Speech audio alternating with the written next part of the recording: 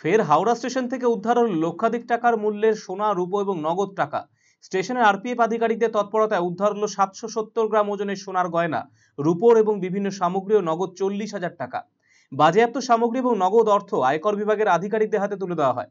গোপন সূত্রে পাওয়া খবরের ভিত্তিতে আরপিএফ আধিকারিকদের একটি দল 13023 হাওড়া গয়া এক্সপ্রেস হাওড়া স্টেশনের 10 নম্বর প্ল্যাটফর্মে প্রবেশ করলে তারা ট্রেনের তল্লাশি শুরু করেন।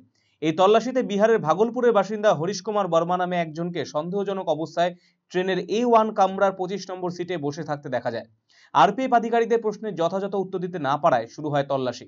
তল্লাশিতে উদ্ধার হওয়া সামগ্রীর মধ্যে রয়েছে সোনার লকেট, রিং, চেন, কানের দুল, হাতের চুড়ি যার মোট ওজন 769.9 গ্রাম, খোলা বাজারে যার আনুমানিক মূল্য প্রায় 60 লক্ষ টাকা। এছাড়া 3টির উপর মূর্তি উদ্ধার করা হয়েছে যার ওজন 385 গ্রাম। উদ্ধার হয়েছে নগদ 40,000 টাকাও। ধৃত ব্যক্তির মোবাইল ফোন, সিম কার্ড বাজেয়াপ্ত করেছে আরপিএফ আধিকারিকেরা। তার সঙ্গে অন্য কেউ যুক্ত রয়েছে কিনা তা খতিয়ে দেখা হচ্ছে।